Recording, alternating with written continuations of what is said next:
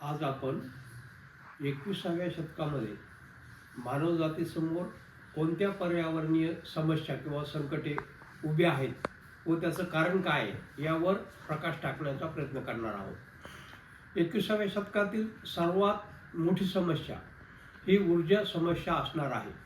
21व्या शतकामध्ये जी ऊर्जा साधने 20व्या शतकात उपलब्ध होती ती आता असणार नाहीत, कारण ऊर्जा साधने हे दिवसेंदिवस दुर्मिळ आणि महाग होत चाललेले आहेत. आता जे प्रमुख ऊर्जा साधने आहेत तेल, कोळसा आणि वायू हे जवळपास उच्चांकावरती आहेत उत्पादनाच्या, आणि त्याची घसरण आता लवकरच सुरू होणार आहे. म्हणून 21व्या शतकामध्ये ऊर्जा संकटामुळे जागतिक अर्थव्यवस्था कोलमडण्याची शक्यता निर्माण झालेली. ही व्यवस्था जर तेल, कोळसा आणि वायू हे या शतकात संपले तर कधीही या शतकाच्या मध्यंतरी जागतिक अर्थव्यवस्था पहिल्यांदाच कोलमडण्याची शक्यता आहे. म्हणजे मानवजात ही पहिल्यांदा ऊर्जा संकटामुळं विश्व पातळीवरची किंवा जागतिक पातळीवरची आर्थिक व्यवस्था कोलमडलेली बघणार आहे. हे सर्वात मोठं संकट आहे. नंबर 2चं संकट मानवजातीसमोर वातावरण किंवा हवामान बदलाचं संकट आहे किंवा हवामान संकट आहे. जवळपास कॉपच्या परिषदेनंतर जरी हरितगृह वायू 2050 पर्यंत शून्यावर आणायचं ठरवलं असलं तरी त्याची अंमलबजावणी कोणतेही राष्ट्र करताना दिसत नाही. म्हणून आपण मानवजातीकडून जो हरितगृह वायू हवेमध्ये सोडला जातोय तो 1.5 अंश सेल्सिअस हे नक्कीच ओलांडणार आहे, कारण ते थांबवण्याची जगातील राज्यकारत्यांची इच्छा नाही आहे आणि समाजामध्ये अशी ताकद नाही आहे, अशी चळवळ जागतिक पातळीवरची नाही आहे की जे हे थांबवू शकते. म्हणून अपरिहार्यपणे आपण एक हवामान संकटात प्रवेश करू की जे पुन्हा आपण जे आपत्तिमय विश्वाकडे चाललेलं आहोत ते आपण पुन्हा परतीच्या वाटावर येऊ शकत नाहीत. हवामान बदलामुळे एक जागतिक पातळीवरच्या तीव्र हवामानाच्या घटना घडताना आपल्याला दिसून येतात, जशी प्रचंड मोठी चक्रीवादळे, अतिवृष्टी किंवा महापूर, दुष्काळ, भूकंप, ह्या सगळ्यामुळं सगळं जग आपल्याला त्रस्त होताना दिसत आहे. सध्या जर तुम्ही भारताची परिस्थिती बघितली असेल तर अतिवृष्टीमुळे आणि महापुरामुळे भारतातलं प्रत्येक राज्य जवळपास हे संकटात सापडलेलं आपल्याला दिसून येतं. हीच परिस्थिती जगभर आहे. म्हणून हवामान बदलाचे जे परिणाम मानवजातीवरती आणि पर्यावरणावरती होणार आहेत हे एक मोठं संकट मानवजातीसमोर आहे. तिसरं जे संकट आहे मानवजातीसमोरचं ते आहे पाणी टंचाईची समस्या. पाण्याच्या संदर्भामध्ये प्रमुख 3 प्रश्न आहेत. एक आहे पाण्याची कमतरता, म्हणजे पाण्याची टंचाई जगभर जाणवणार आहे. या टंचाईचं स्वरूप आज जगाची लोकसंख्या 800 कोटी आहे व 2050 पर्यंत ती 1000 कोटी होईल आणि 2050ला कमीत कमी 500 कोटी लोकसंख्येला पाण्याच्या पिण्याच्या समस्येला सामोरं जावं लागणार आहे. एवढी ही मोठी भयानक समस्या मानवजातीसमोर आहे. दुसरी समस्या आहे अतिवृष्टीमुळे महापूर, म्हणजे जास्त पाणी, ही दुसरी समस्या आहे. तिसरं, या पृथ्वीवर औद्योगिक क्रांतीपूर्वी जे शुद्ध पाणी होतं ते आता राहिलेले नाही. जगामधलं बहुतांश सगळं पाणी हे प्रदूषित झालेलं आहे. म्हणून प्रदूषित पाणी कसं स्वच्छ करायचं ही एक मोठी समस्या मानवजातीसमोर आता आपल्याला उभी असणारी दिसून येत आहे. त्यानंतर चौथी जी प्रमुख समस्या आहे ती मातीची नापिकता व अन्न सुरक्षेचा प्रश्न. आज जरी जगामध्ये 900 कोटी लोकसंख्येचं भरणपोषण होईल एवढं जरी अन्नधान्याचं उत्पादन असलं तरी भविष्य काळात ते तसं असण्याची शक्यता नाही, कारण आज मानवजातीच्या औद्योगिक आणि रासायनिक शेतीमुळे शेती ही नापीक होत चाललेली आहे. आज 2000 साली 40% शेती ही जगातली नापीक झालेली होती. 2050 पर्यंत 70% जमीन ही नापीक झालेली असेल आणि मोठ्या प्रमाणावर अन्नधान्यात घट होण्याची शक्यता आहे.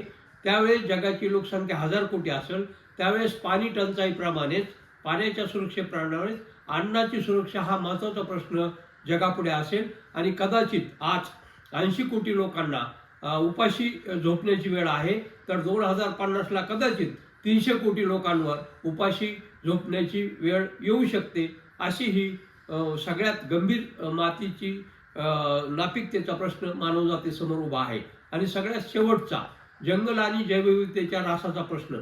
शास्त्रज्ञ असं म्हणतायत की आपण 6व्या सामूहिक विलोपनाच्या मार्गावर आहोत किंवा विलुप्त होण्याच्या मार्गावर आहे मानवसहित सर्व जीवसृष्टी 6व्यांदा. तर हा सगळ्यात धोकादायक प्रश्न आहे.